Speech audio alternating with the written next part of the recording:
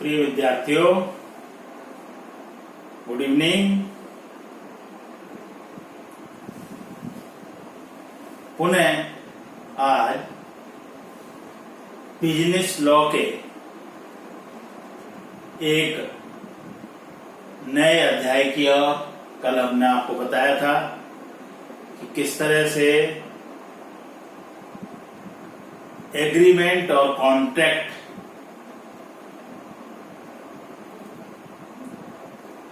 कि क्या एसेंशियल होते हैं, प्रपोजल्स क्या है और उसके क्या विशेषताएं हैं, उनके बारे में कल डिस्कशन हमने आपको किया। और साथ ही साथ हमने बताया था कि अनुबंध करने की योग्यता क्या है, कम से कम दो पार्टीज होनी चाहिए। देयर आर टू पार्टीज, जो एक पार्टी दूसरे पार्टी के साथ में अनुबंध करेगी। एक प्रस्तावक होगा, एक प्रस्ताव ग्रहीता होगा। एक जिसने प्रस्ताव रखा, दूसरा उस प्रस्ताव को या तो स्वीकार करेगा या अस्वीकार करेगा। लेकिन वो जो दो पार्टीज हैं, हमें यहां देखना यह है कि क्या वो अनुबंध करने के योग्य हैं या नहीं। तो हमें ये चेक करना होगा कि कौन कौन से जो पक्षकार हैं, कौन कौन सी जो पार्टीज हैं, उनमें अनुबंध करने की क्षमता होती है।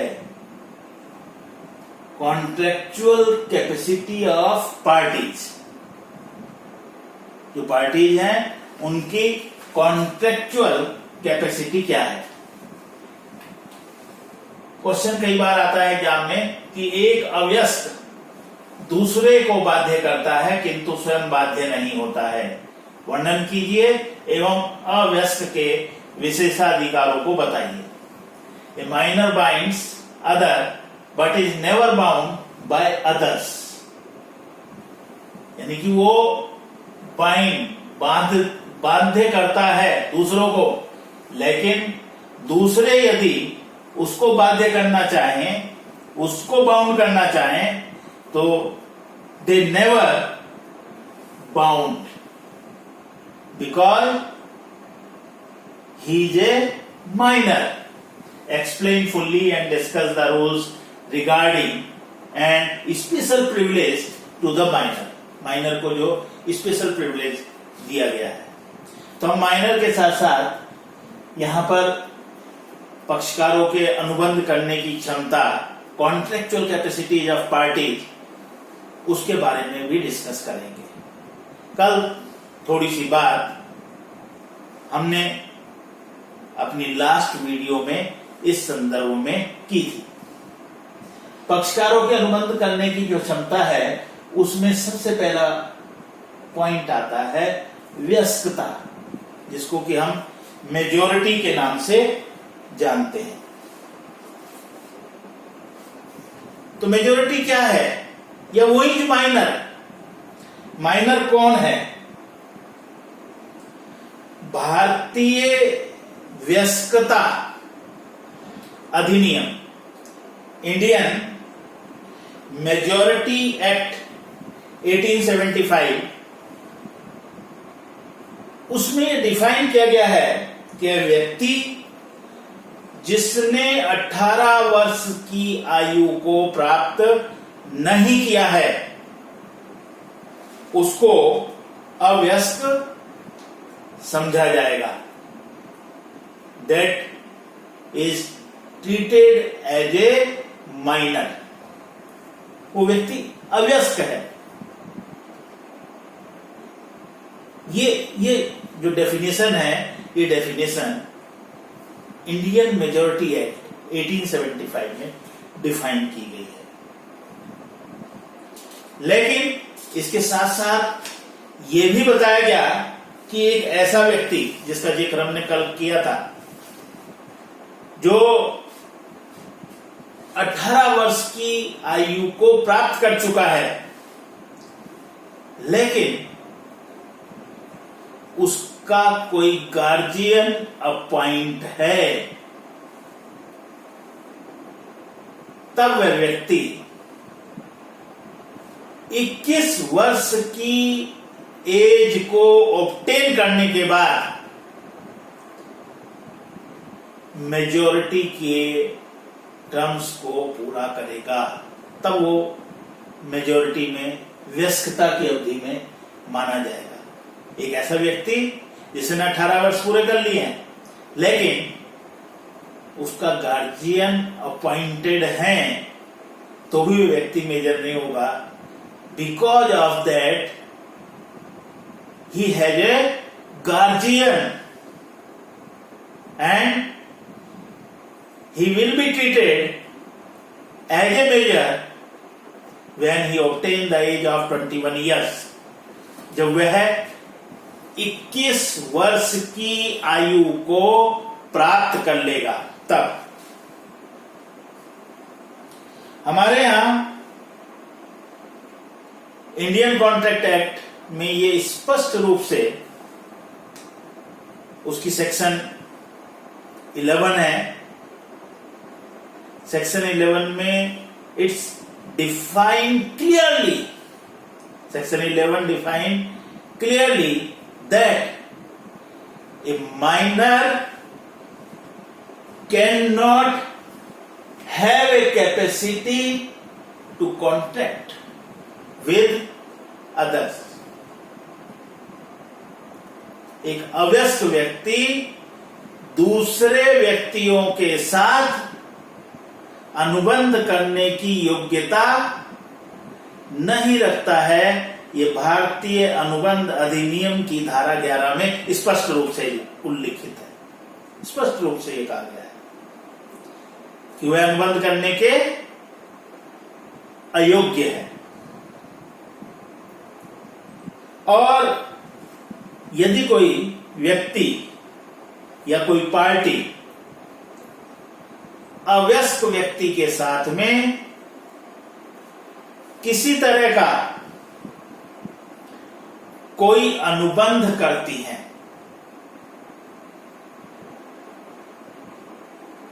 तो वह अनुबंध व्यर्थ माना जाएगा। It's can be treated as void. एक बहुत प्रसिद्ध केस आता है मोहरी बीवी बनाम धर्मोदास घोष, और उसमें बिल्कुल स्पष्ट तौर से यह निर्णय दिया गया था कि अवयस्क के साथ किया गया जो अनुबंध है, उसके साथ किए गए जो ठहराव हैं, जो एग्रीमेंट है, अनुबंध तो होगा ही नहीं, जो ठहराव हैं वो व्यर्थ होते हैं, वो वाइड होते हैं।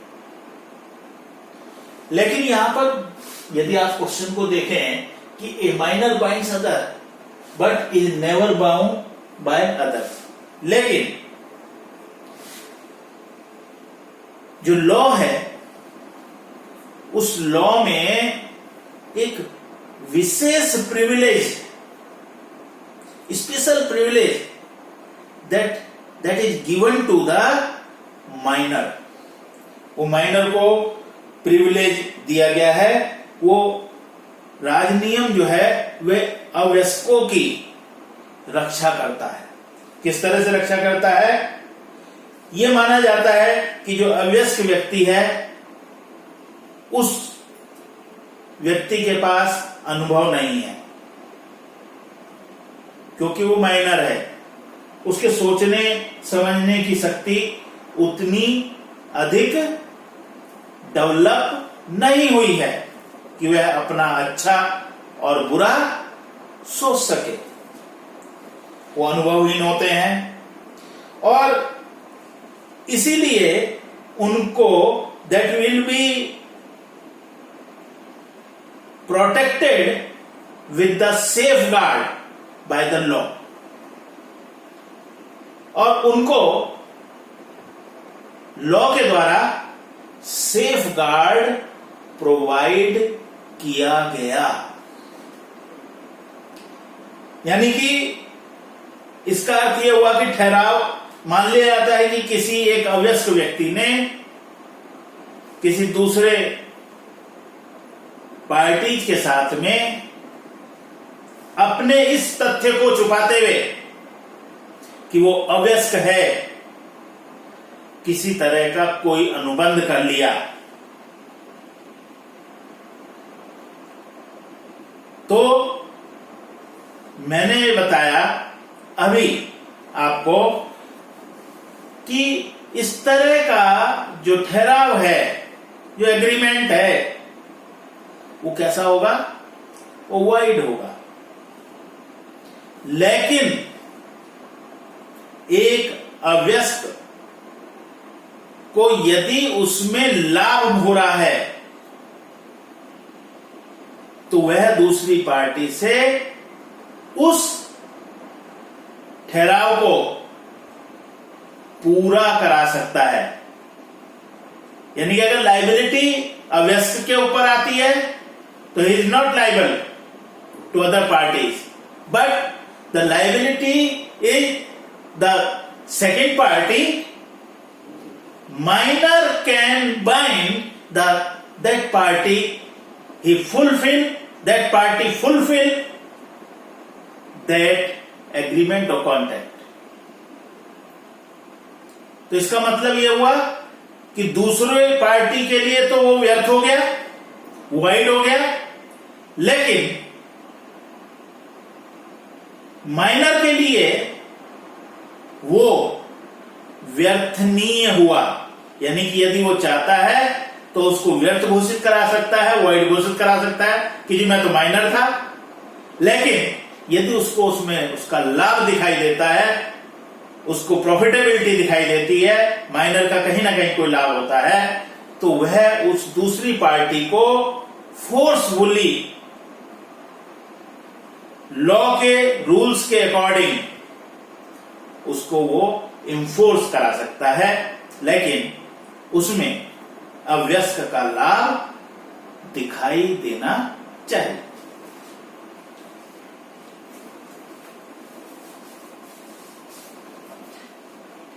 तो ये था व्यस्कता, जिसको कि हम मेजॉरिटी के नाम से जानते हैं। और इसी में ही हमने सबसे पहली बात ये बताई कि एक अवयस्क को क्या विशेषाधिकार प्राप्त हैं, उनके बारे में हम डिस्कशन करते हैं।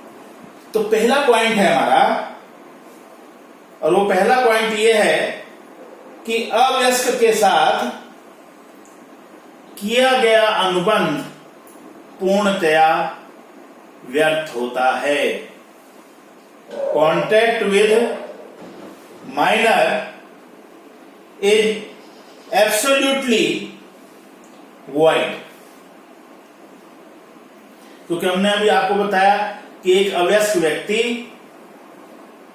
के पास कॉन्ट्रेक्चुअल कैपेसिटी नहीं है। कब तक? जब तक कि वह 18 वर्ष का नहीं हो जाता है, और in case of he has a guardian then he acquired the 21 years age. जब वह 21 वर्ष का हो जाएगा तब, अगर उसका कोई गार्जियन अपॉइंट है, तो उसके साथ जो अनुबंध होता है, वो अनुबंध क्या होता है? वो पूरी तरह से व्यर्थ होता है। और मैंने इसके लिए आपको बताया था कि एक बहुत प्रसिद्ध केस इस संदर्भ में हुआ था, जिसको कि मैंने अभी पुराने उसमें बताया, मोहरी बीबी बनाम धर्मदास घोष, मोहरी बीबी वर्सेस धर्मदास घोष। ये एक बहुत इंपॉर्टेंट केस था जो कि कोर्ट में चला। धर्मदास ने, जो कि एक अवयस्क था,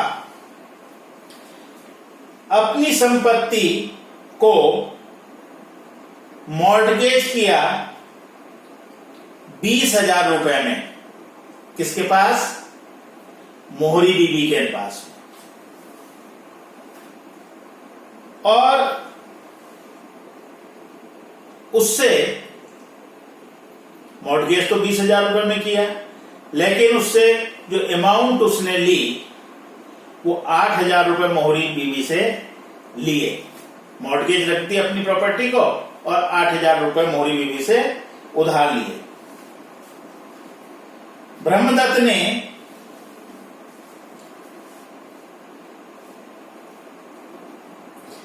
धर्मदास से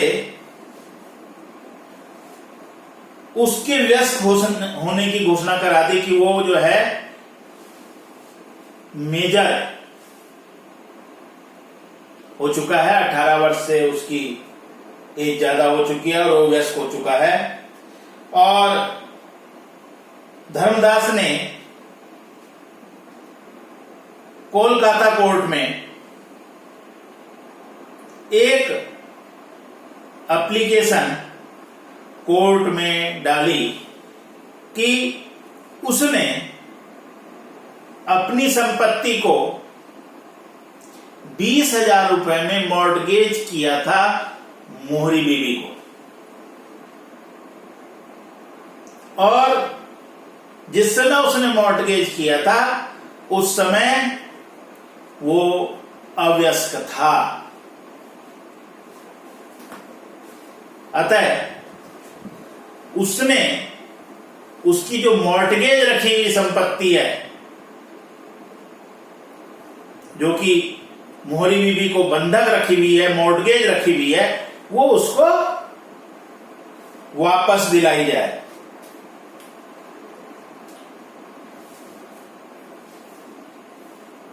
मोहरी बीवी ने और उसके वकीलों ने वहां अपनी बात रखी कि उसके साथ फ्रॉड किया गया, और उसको यह नहीं बताया गया कि जिस समय धर्मदास उनके साथ उस ठहराव को कर रहा था तो वह अवयस्क था, वो माइनर था।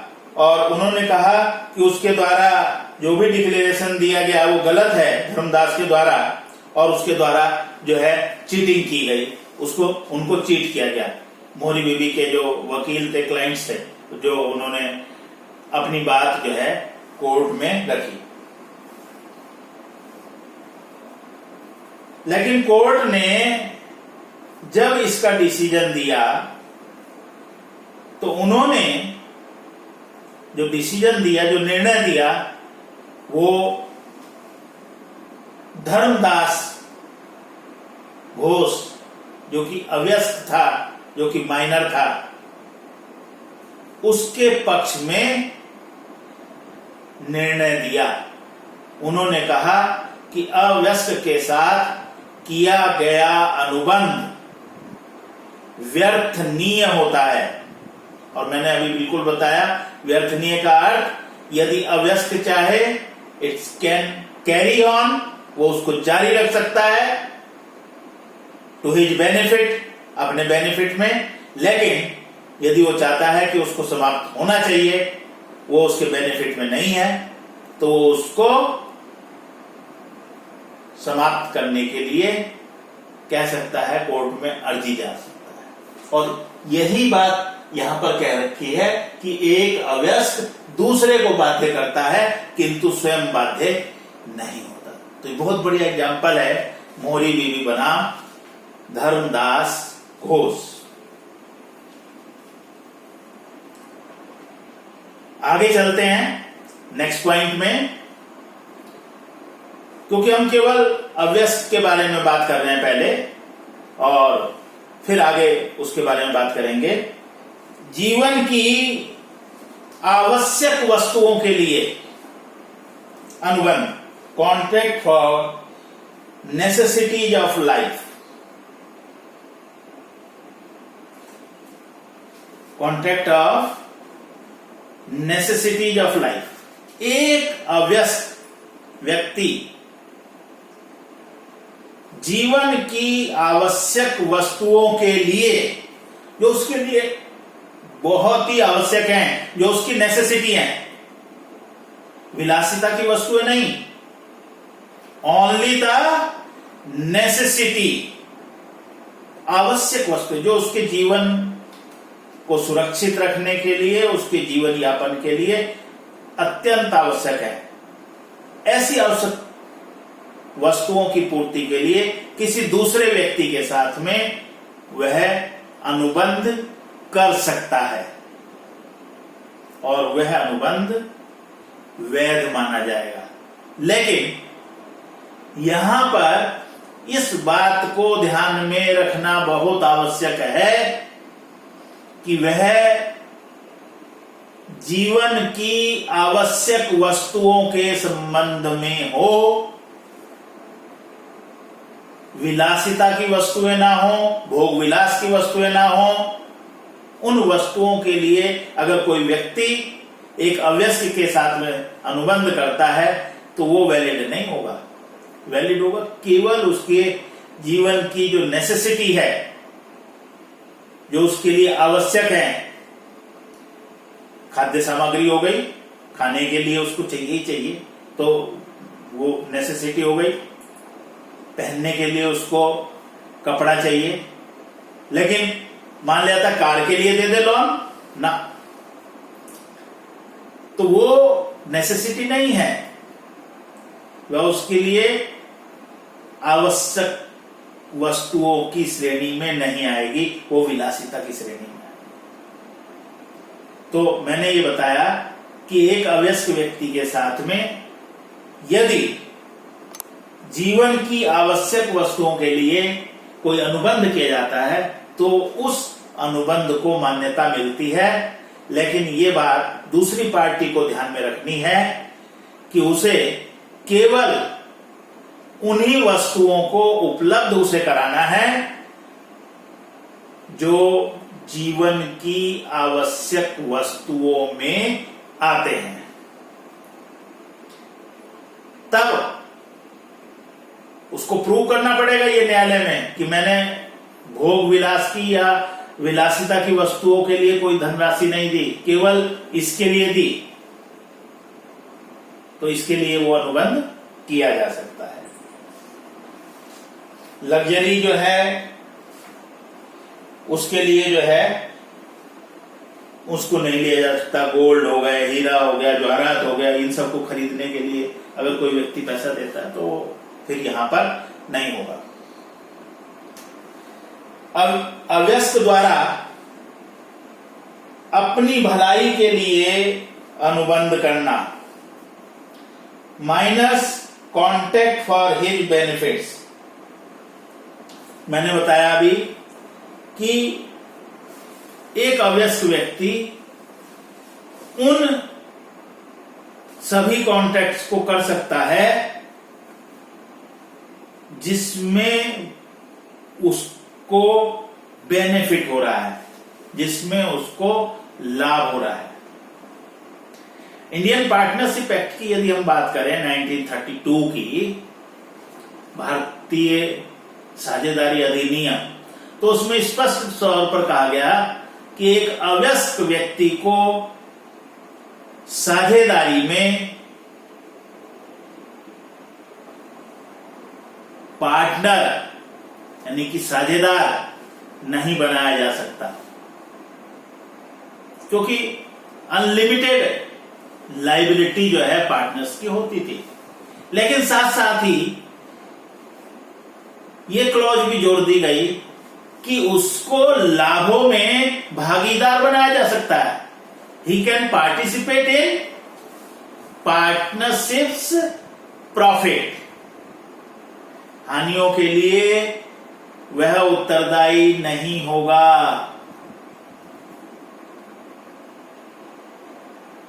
If losses, there is no responsibility of minor। तो माइनर के लिए बिल्कुल स्पष्ट है कि यदि कोई अनुबंध वह अपने लाभ के लिए करता है, जिसमें उसका लाभ हो रहा है, तो वह लाभ के लिए अनुबंध कर सकता है। एग्रीमेंट और फिर कॉन्ट्रैक्ट जो है वो उसको कर सकता है। नेक्स्ट पॉइंट आता है अवयस्क के माता पिता या संरक्षक द्वारा किया गया अनुबंध। कॉन्ट्रैक्ट बाय पेरेंट्स और गार्जियन ऑफ द माइनर। यदि किसी अवयस्क व्यक्ति के माता पिता के द्वारा या उसके गार्जियन के द्वारा या उसके वार्ड के द्वारा अवयस्क व्यक्ति की भलाई के लिए, ये बहुत जरूरी है, इस पॉइंट को ध्यान रखें, keep it mind, the benefit of the minor.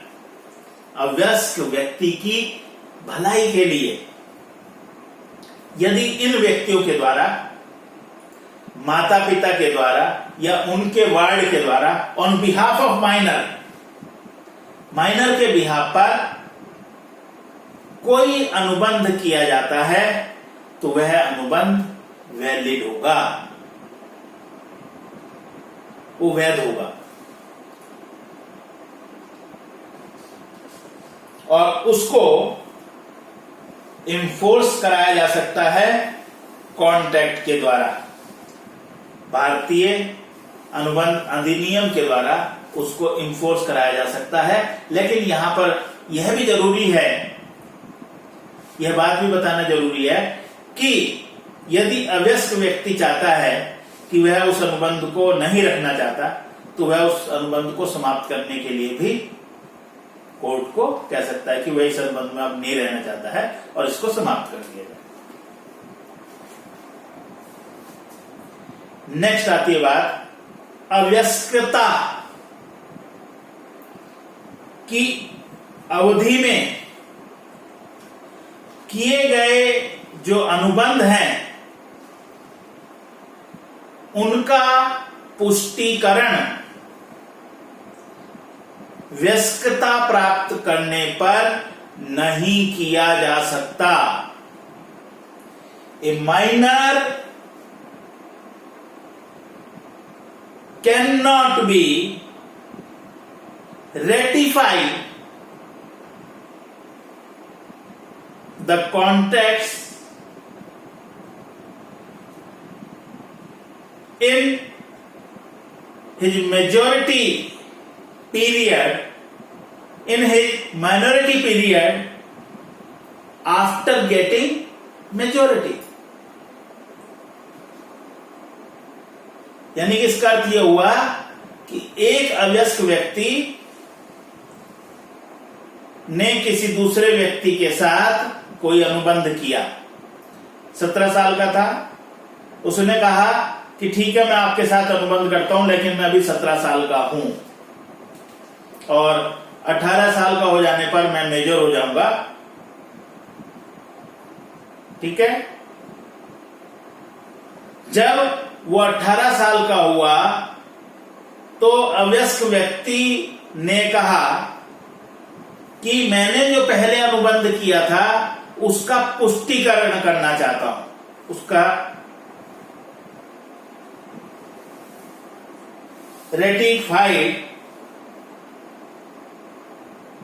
ratification of that contract which is made in minority period, but laws cannot allow him now। लेकिन लॉज अब उसको अलाउ नहीं करेंगे, यानी कि पूर्व में अव्यस्तता की अवधि में भी उसने कोई अनुबंध किया और अब वो चाहता है कि ठीक है मैंने उस समय किया था, अब मैं उसकी पुष्टि कर रहा हूं कि मैं मेजर हो गया हूं कि हाँ मैंने ये अनुबंध किया था। लेकिन laws can not allow him to ratify that contract. इसका मतलब क्या हुआ कि जो चीज पहले से ही व्यर्थ थी अब उसको आप वैलिड कैसे बना देंगे? नए सिरे से तो आप कर सकते हो कोई अनुबंध, लेकिन पुराने वाले को कहो कि उस अनुबंध को उसके साथ में फिर हम उसको क्या कर दें, वैलिड कर दें, it is not possible at all.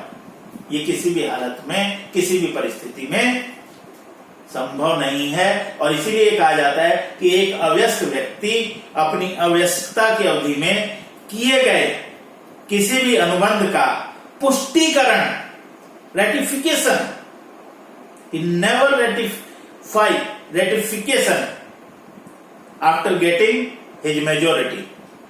जब वो अपनी मेजोरिटी को ऑब्टेन करता है तो उसके बाद वो उसको पुष्टिकरण, रेटिफिकेशन उसका नहीं कर सकता, क्योंकि वो पहले से ही वाइड था और वाइड को वैलिड में कन्वर्ट नहीं कराया जा सकता। लाभ वापिस नहीं लौटाया जाता। No refund of benefit for restitution. लाभ वापिस नहीं लौटाया जाता।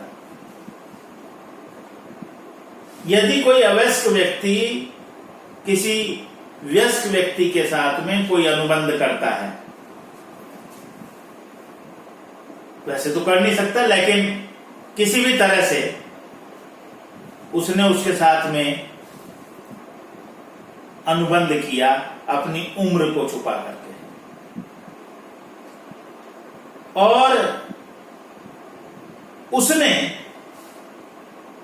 उस अनुबंध के थ्रू इमीडिएट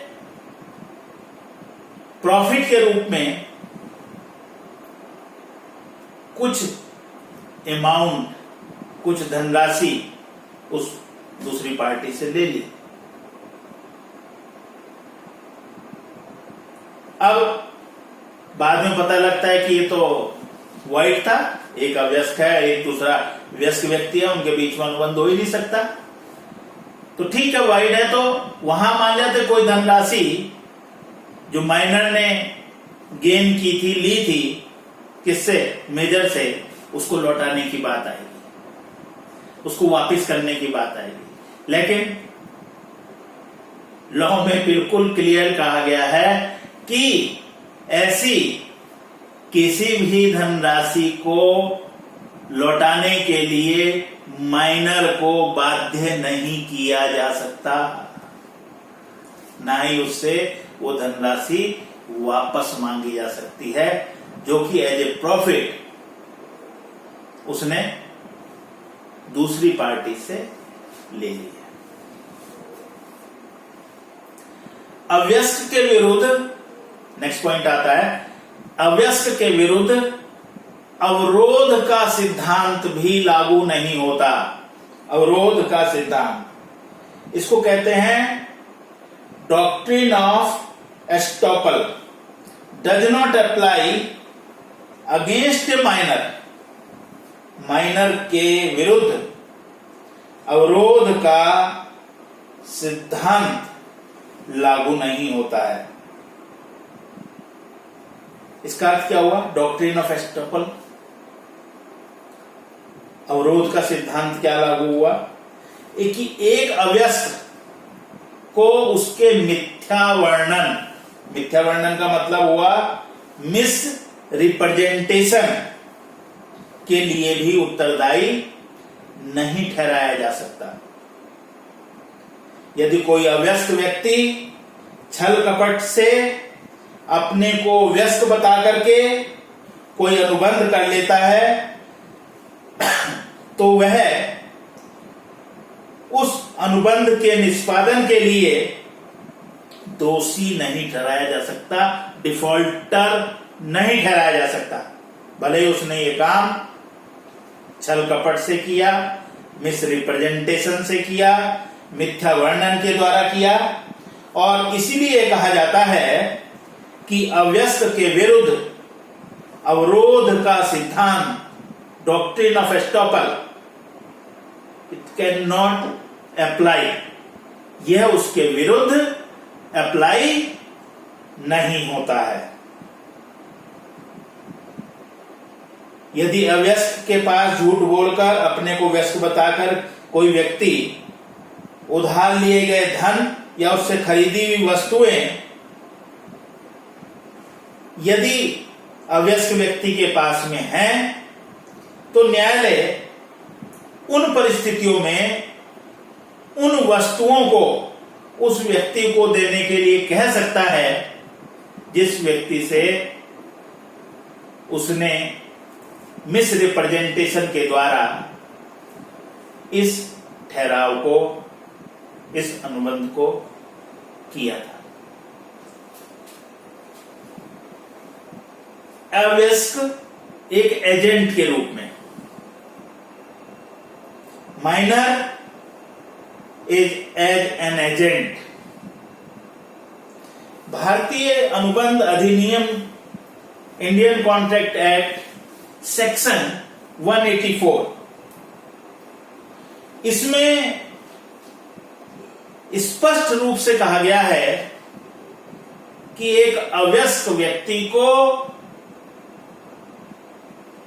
एजेंट के रूप में अपॉइंट किया जा सकता है। ए minor can be appointed an agent. क्योंकि जब हम एजेंसी की बात करेंगे तो एजेंसी में प्रिंसिपल और एजेंट उन दोनों की रिलेशनशिप आएगी, उन दोनों की रिलेशनशिप आएगी। और उन दोनों की रिलेशनशिप में यह कहा जाता है कि एजेंट अपने प्रिंसिपल के लिए कार्य करता है और उसके द्वारा किए गए कार्यों के लिए उसका जो प्रिंसिपल है, जो उसका मालिक है, जो उसका नियोक्ता है, वो उत्तरदायी होता है। एजेंट उत्तरदायी नहीं होता। इसीलिए यहां पर ये कहा कि agent can be appointed as a minor can be appointed as a agent, और वो एक एजेंट के रूप में अपने प्रिंसिपल की ओर से कार्य कर सकता है। क्योंकि किसी भी तरह का कोई भी लाभ या हानि होगा वो अवयस्क का नहीं होगा। अवयस्क को उसके बेस पर या तो सैलरी जो भी है वो फिक्स सैलरी उसको मिलेगी, या कोई कमीशन बेस वर्क कर रहा है तो वो कमीशन मिल जाएगा। लेकिन लाभ हानि के लिए अवयस्क उत्तरदायी नहीं होगा, उसके लिए उत्तरदायी केवल प्रिंसिपल होगा। और ये Indian contract act section 184 rules of agency में ये बिल्कुल स्पष्ट तौर पे कहा गया है कि एक एजेंट के रूप में माइनर की जो नियुक्ति है वो हो सकती है।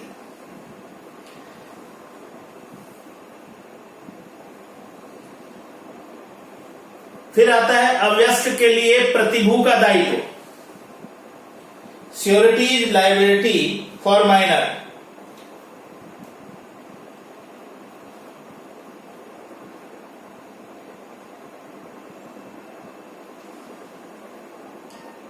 श्योरिटी, श्योरिटी किसे कहते हैं? गारंटर को कहते हैं। गारंटर, जब कोई व्यक्ति कहीं किसी व्यक्ति से लोन लेने के लिए जाता है तो वह व्यक्ति कहता है कि भाई लाओ कुछ कागज वगैरह लेकर के आओ, कुछ संपत्ति के कागज वगैरह हो लेकर के आओ, या उसके साथ साथ कोई गारंटी हो तो वो गारंटी लेकर के आओ। बैंक से किसी ने लोन लेना है और वो बैंक के पास चला गया, बैंक के पास अपने कागज वगैरह दिखाए, बैंक ने कहा गारंटर ले आओ। गारंटर में वो माइनर को ले गया और माइनर को गारंटर बना दिया। तो गारंटर की कब जिम्मेदारी होती है?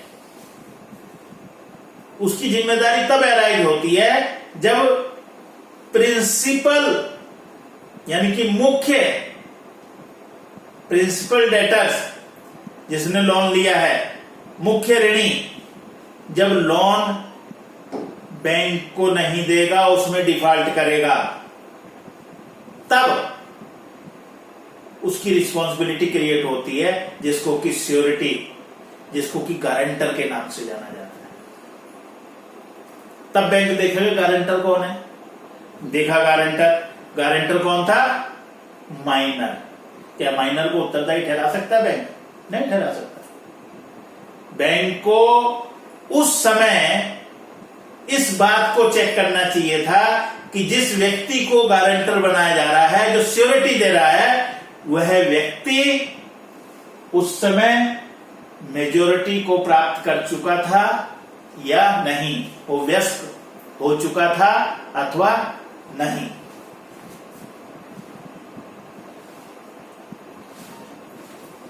इसी तरह से आगे कहा जाता है कि एक अव्यस्त व्यक्ति को दिवालिया घोषित नहीं किया जा सकता। एन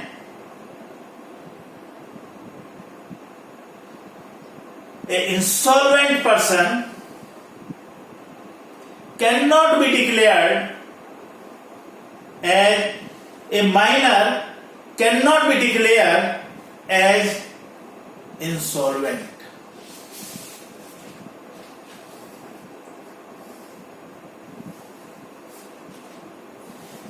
यानी कि एक माइनर को किसी भी परिस्थिति में दिवालिया घोषित नहीं किया जा सकता। दिवालिया कौन होगा? कौन व्यक्ति दिवालिया होता है? वह व्यक्ति दिवालिया होता है जिसकी लायबिलिटीज बहुत ज्यादा हैं, जिसने बहुत सारे लोगों से पैसा ले रखा है और जिसके पास देने के लिए एसेट्स नहीं है, पैसे नहीं है, वो व्यक्ति दिवालिया घोषित होता है। लेकिन अगर किसी माइनर की, किसी अव्यस्त व्यक्ति की लायबिलिटी बहुत ज्यादा है, बहुत सारे पैसे लोगों से उधार ले रखे हैं और देने के लिए उसके पास ना तो एसेट्स है, ना कैश है, ना और कोई एसेट्स या संपत्ति है, तो ऐसे में जो उसके क्रेडिटर्स है उसके अगेंस्ट में कोर्ट में स्यू नहीं कर सकते हैं कि उसको इंसॉल्वेंट डिक्लेयर कर दिया जाए। क्यों नहीं कर सकते हैं? क्योंकि उन्होंने जो लायबिलिटी क्रिएट की वो लायबिलिटी एक माइनर के साथ वाइड कॉन्ट्रैक्ट के रूप में, वाइड एग्रीमेंट के रूप में की और उनका किसी भी तरह का कोई,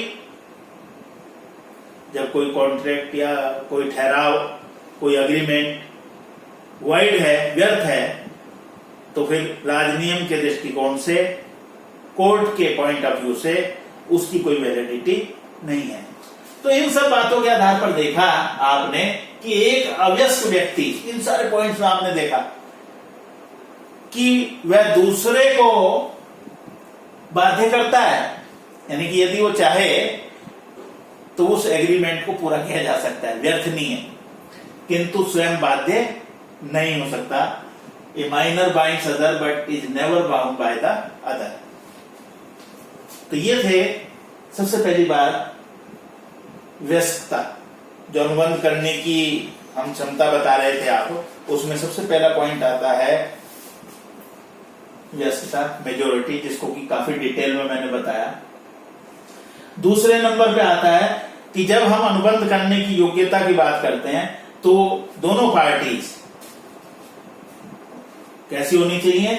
साउंड माइंड, स्वस्थ मस्तिष्क। स्वस्थ मस्तिष्क क्या है? उस व्यक्ति का जो दिमाग है वो पूरी तरह से अपने लाभ या हानि को अच्छी तरह से समझने की क्षमता रखता हो, उसको हम साउंड माइंड के नाम से जानते हैं। अस्वस्थ मस्तिष्क वाला कौन सा होगा? अनसाउंड माइंड कौन से होंगे? पैदाइशी मूर्ख, इडियट जिनको कहा जाता है, पैदाइशी मूर्ख, मालूम ही नहीं, कितना ही समझा लो उनको समझ में नहीं आती है। वो व्यक्ति जन्म से ही मूर्ख होता है, जिसमें सोचने समझने की शक्ति नहीं होती है। पागल का मस्तिष्क कभी स्वस्थ और कभी अस्वस्थ हो सकता है। एक पागल व्यक्ति कभी स्वस्थ हो सकता है और कभी अस्वस्थ हो सकता है, जबकि जो पैदाइशी मूर्ख व्यक्ति है, जो उसको कि इडियट के नाम से जाना जाता है, वो हर समय अनसाउंड माइंड ही रहता है, वो अनुबंध करने के योग्य नहीं माना जाता। पागल ऐसा व्यक्ति जिसको किसी रोग के कारण, दुर्घटना के कारण, आकस्मिक दुख के कारण अपने मस्तिष्क का जो संतुलन है उसको यदि वह खो बैठता है, तो ऐसे व्यक्ति को हम पागल की श्रेणी में रखते हैं। वो व्यक्ति भी अनुबंध करने के योग्य नहीं होता। शराबी या बेसुध, ड्रंक्ड और डिलीरियस पर्सन, शराबी या बेसुध, जब व्यक्ति किसी तरह का कोई नशा कर लेता है तो व्यक्ति के सोचने समझने की जो शक्ति है वो क्षीण हो जाती है। नशा कहां पर असर करता है? उसके दिमाग के तंतुओं पर अपना असर डालता है, उसके दिमाग पर असर डालता है, और जितने समय तक वो उस नशे का सेवन करता है, उस अवस्था में उसका जो मस्तिष्क है, उसके जो कार्य करने की क्षमता है वो बहुत अधिक क्षीण हो जाती है, या उसका नियंत्रण समाप्त हो जाता है। और उस समय वो व्यक्ति जिस समय उसने ड्रिंक करी हुई है, जिस समय वो बेसुध है या कोई और दूसरा नशा लिया हुआ है, वह अनुबंध करने के अयोग्य घोषित होता है। He is not liable to capacity to contact, वह अनुबंध करने के अयोग्य, क्योंकि वो उस समय साउंड माइंड का नहीं है। और नेक्स्ट आता है, किसी अधिनियम द्वारा अनुबंध करने के अयोग्य घोषित नहीं किया गया हो, not disqualified by any law. हमने कल भी बात बताई थी कि कुछ अनुबंध के तहत, लॉ के तहत कुछ व्यक्तियों को अनुबंध करने के अयोग्य घोषित किया गया है, जिसमें हमने सबसे पहले बताया था विदेशी शत्रु, एलियन एनिमी। एक विदेशी शत्रु किसी भारतीय नागरिक के साथ अनुबंध करने की योग्यता नहीं रख सकता है। विदेशी शत्रु वह होगा जिसके साथ, जिस देश के साथ भारत का युद्ध प्रारंभ हो चुका हो या चल रहा हो, तो वह व्यक्ति उस समय उस देश के नागरिक के साथ में अनुबंध नहीं कर सकता है। लेकिन अनुबंध युद्ध छिड़ने से पहले का है, तो युद्ध काल की परिस्थिति में तब तक के लिए उस कॉन्ट्रैक्ट को स्थगित कर दिया जाएगा। For the time being it is deferred, उसको स्थगित मान लिया जाएगा। जब शांति काल आएगा, जब युद्ध समाप्त हो जाएगा, फिर उसके बाद उस अनुबंध की फिर दोबारा से चर्चा होगी, या फिर वो अनुबंध जो है जिस तरह की संभावनाएं होती हैं उसके बाद उसको लागू किया जाएगा। विदेशी सम्राट, राजदूत तथा प्रतिनिधि, foreign souvenir, ambassadors and representative. विदेशी सम्राट किसी दूसरे देश का प्राइम मिनिस्टर, राष्ट्राध्यक्ष यदि किसी सामान्य नागरिक के साथ में कोई अनुबंध करना चाहे तो उसको अनुबंध करने के अयोग्य घोषित किया है। क्यों अयोग्य घोषित किया गया है? क्योंकि ऐसे लोगों पर, जिनको कि हम विदेशी सम्राट कह रहे हैं, राजदूत कह रहे हैं, एम्बेसडर जो हैं, प्रतिनिधि जो हैं, जिनको कि रिप्रेजेंटेटिव कह रहे हैं, उनके विरुद्ध भारतीय न्यायालयों में मुकदमा नहीं चलाया जा सकता। जबकि इन लोगों को अधिकार है कि वे अपनी इच्छा अनुसार भारत में अनुबंध कर सकते हैं और उसे भारतीय अनुबंध, भारतीय न्यायालय से उस अनुबंध को लागू करा सकते हैं। किंतु जो पहले सम्राट रह चुके हैं, अब सम्राट नहीं है, पहले एम्बेसडर रह चुके हैं, पहले रिप्रेजेंटेटिव रह चुके हैं, लेकिन अब नहीं है, उन लोगों के साथ एक सामान्य व्यक्ति अनुबंध कर सकता है। लेकिन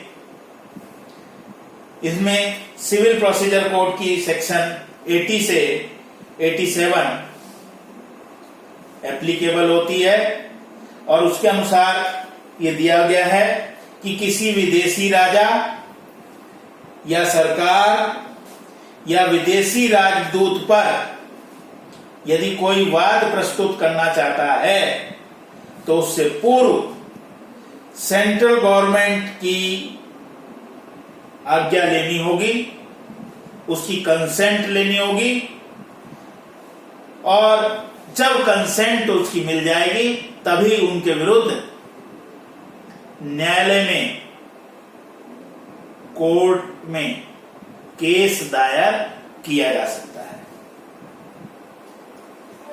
भारतीय राष्ट्रपति, president of India, president of India पर भी न्यायालय में वाद प्रस्तुत नहीं किया जा सकता। इसीलिए कोई सामान्य नागरिक भारतीय राष्ट्रपति के साथ भी अनुबंध करने के योग्य नहीं माना जाता।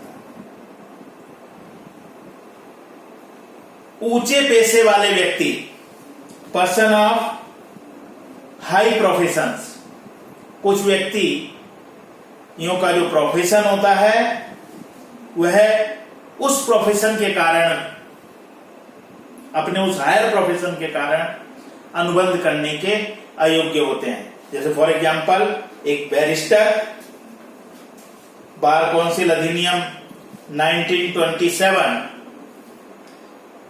में एक बैरिस्टर को व्यवसायिक शिष्टाचार के कारण अपनी फीस के लिए वाद प्रस्तुत नहीं कर सकता। चिकित्सक, फिजिशियन, कुछ समय पहले तक भारत में एक चिकित्सक को अपनी फीस के लिए वाद प्रस्तुत करने का अधिकार नहीं था, लेकिन अब वर्तमान में इस तरह का कोई प्रतिबंध नहीं है। वैधानिक स्थिति के कारण भी कुछ अयोग्य व्यक्ति हो सकते हैं जिनको कि अनुबंध के अयोग्य घोषित किया गया है, जिनमें कैदी आते हैं, कन्विक्ट्स, जिनको किसी न किसी कारण से जेल में डाल दिया गया किसी क्राइम के कारण से, तो वो भी अनुबंध करने के अयोग्य हैं। दिवालिया व्यक्ति किसी व्यक्ति के साथ अनुबंध नहीं कर सकता है जब तक कि वह अपनी सारी लायबिलिटी को सेट असाइड नहीं कर देगा, जब तक कि वह उनको चुका नहीं देगा। सार्वजनिक निगम अथवा कंपनी, पब्लिक कॉर्पोरेशन और कंपनी, कंपनी के बारे में कहा जाता है कि जो कंपनी है, भारतीय कंपनी, कंपनी अधिनियम के अकॉर्डिंग भारतीय कंपनी को एक आर्टिफिशियल पर्सन के रूप में, एक कृत्रिम व्यक्ति के रूप में मान्यता दी गई है, वो मान्यता दी गई है। और जहां पर भी कहीं पर भी कंपनी के सिग्नेचर की आवश्यकता होती है तो कंपनी के पास एक सार्वमुद्रा होती है, इज ए कॉमन सील। उस कॉमन सील को वहां पर इंपोज किया जाता है, वहां पर लगाया जा सकता है। और जब उस कॉमन सील को वहां पर लगाया जाता है तो एक अथोराइज्ड पर्सन, जो कि कंपनी के डायरेक्टर्स की तरफ से या बोर्ड ऑफ डायरेक्टर की तरफ से अथोराइज किया गया होता है, उस व्यक्ति के द्वारा उस सील पर वहां अथोराइज सिग्नेचर जो है वो किए जाते हैं। इसी तरह से विवाहित स्त्रियां, मैरिड वुमेन, वास्तव में विधान की दृष्टि से यदि देखा जाए, लॉ की दृष्टि से यदि देखा जाए, तो अनुबंध करने की क्षमता के संबंध में पुरुषों और स्त्रियों में कोई अंतर नहीं है। There is no difference between the male and the female for the capacity of to contract.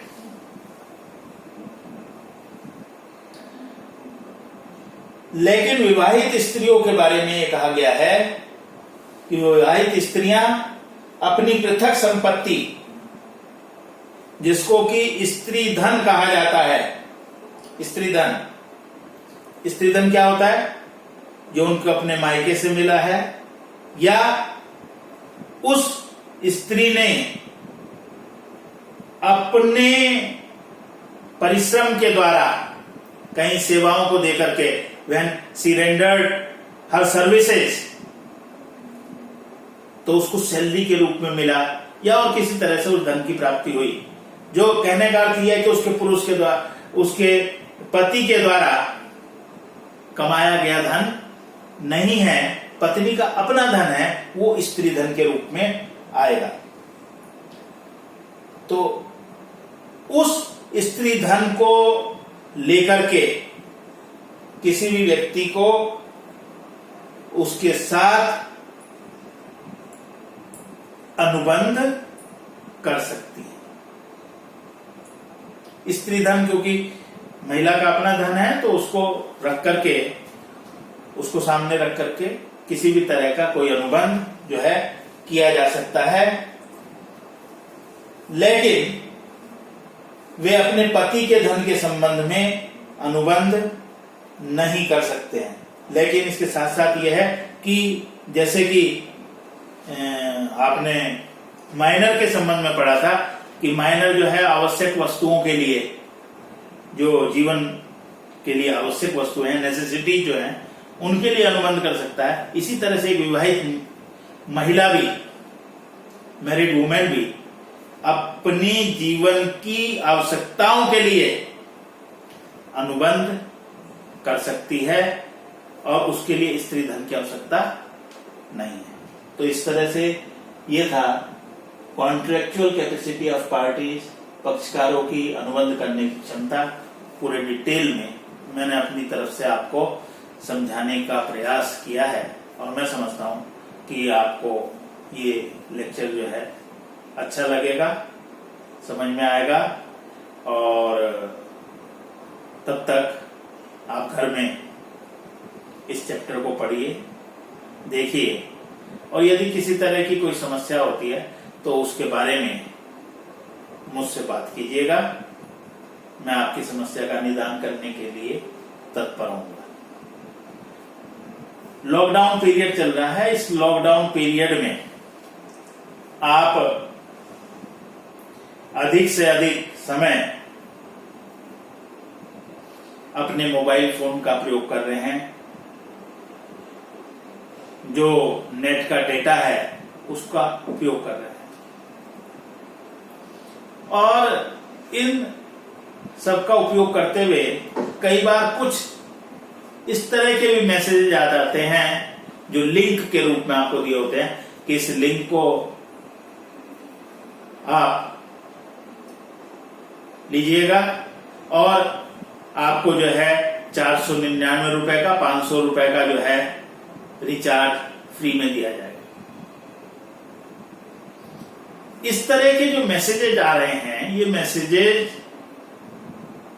केवल और केवल मात्र धोखा देने के लिए, छल कपट के लिए आ रहे हैं। कोई भी व्यक्ति 400 रुपए 500 रुपए का रिचार्ज आपको फ्री में क्यों देगा? रिश्तेदार है, नहीं देगा। वो उस माध्यम से आपके इस मोबाइल फोन में, आपके इस डेटा में जो इसमें है, सेंध लगाना चाहते हैं।